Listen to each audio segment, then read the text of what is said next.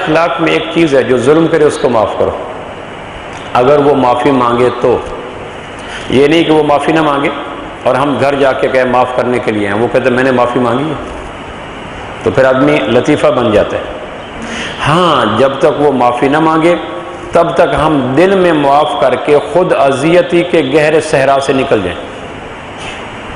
معافی مانگنے آیا تو ہم کھلے ہاتھوں سے فراخ دلی سے معاف کر سکیں گے تب جب معافی مانگنے سے پہلے ہم دل کے اندر وہ صحرا عبور کر چکے ہوں گے، معاف کرنے کا فن سیکھیں۔ آپ اندازہ کریں، غزوہ خیبر کے اختتام پر مرحب کی بھابی زینب نے امام کائنات صلی اللہ علیہ وسلم کو بکری کی ران میں زہر ملا کے دیا۔ اب یہ کافرہ خاتون تھی، مرحب قتل ہوا، تو جب وہ آپ علیہ السلام کے سامنے رکھا گیا، جی دعوت کی، آپ دعوت کہیں، آپ نے یوں بوٹی کو اٹھایا، زبان مبارک پہ رکھا تو آواز آئی انہو مسموم، میرے اندر زہر ہے، آپ نے اگل دیا، لیکن ہلکا سا لعاب کسی درجے میں رگ اکحل کے اندر چلا گیا۔ بعد میں آپ کی طبیعت تھوڑی سی پریشان ہوئی، آپ نے زینب کو بلایا اور بلا کے کہا کہ بیٹی آپ نے زہر دی تھی۔ اس نے اقرار کر لیا زہر دی تھی۔ کہ کیوں دی تھی؟ کہ اس لیے کہ اگر آپ نبی ہیں تو آپ کو اللہ بتلا دے گا، اور اگر آپ بادشاہ ہیں تو ہم آپ کی فتوحات سے تنگ تھے، ہم آپ سے جان چھڑانا چاہتے تھے، اس لیے میں نے دانستہ زہر دی ہے۔ اب یہ زہر دینے والی سامنے اقرار کر رہی ہے اور نبوت اس سے اقرار کروا رہے ہیں۔ صحابہ نے کہا قتل کر دیں، آپ نے فرمایا پھر آنے والے انسانوں کو حسن اخلاق کے نمونے کہاں سے ملیں گے؟ پھر لوگ کہیں گے اسلام تھیوری کا نام ہے، پریکٹیکل کا نام تو نہیں۔ اسلام کے دامن میں عملی نظائر تو کوئی نہیں، اسلام اپنے دامن میں ایک حسین عمل تو کوئی نہیں رکھتا۔ اسلام ایک خوبصورت تعلیمات ہیں، لیکن تعلیمات تب قابل قبول ہیں جب تعلیمات پہ انسانیت کا عمل بھی ہو۔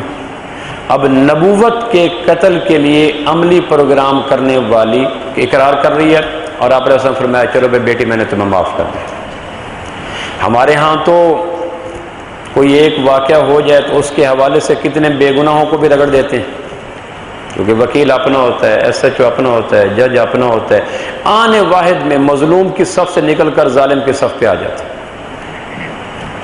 جیل کے اندر میرا بیان تھا، مجھے کتنے ایسے لوگ ملے جو 100% بے قصور تھے، لیکن ایک شک کی بنا پر ان کی جوانیاں بھی 2 سال سے 6x4 کی آہنی کوٹریوں کے اندر جل کے گل رہی تھی۔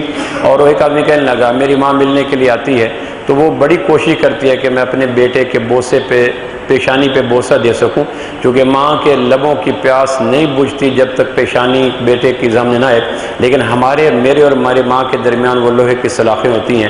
ہر دفعہ بیٹا مجھے کہتی ہے بیٹا کوئی صورت بناؤ، میں بوسہ دینا چاہتی ہوں پیشانی پر، لیکن جس آدمی نے شک کی بنا پر اس کڑیل جوان کو اندر داغ دیا، اور میری ماں کہنے کہ مرغیاں بیچ کر یا بکریاں بیچ کر پبلک ٹرانسپورٹ پہ تھک کر آ کر یہاں جیل کے دروغوں کی سخت گالیاں سن کر لائن میں لگ کر 5 منٹ کھڑے ہو کے چلی جاتی ہے، جس آدمی نے شک کی بنا پر اس ماں کی ممتا کی آنکھوں میں کانٹے کاشت کیے، کیا خیال ہے مولٹی فارم پہ وہ ساؤنڈ سلیپ لے لے گا؟ کھلا تشنا لبی سے ماں کی عقدہ، میرے رخسار پر کتنے سمندر۔ کتنی بیویاں ہیں جن کے شوہر ہم نے محض اس لیے کہ میرا بھائی جج تھا اور میرا ماموں بریگیڈر تھا اور میرا بیٹا ایس ایچ او تھا اور میرے فلاں اختیارات تھے، اس اختیارات کا ناجائز اختیار کرتے ہوئے کتنے بے گناہوں کو ہم نے ڈال دیا، اور ان کی بیویاں تارے گنتے سو جاتی۔ بچوں کو عید کے دن میں ہاتھوں پر عیدی رکھنے والا بھی کوئی نہیں ہوتا۔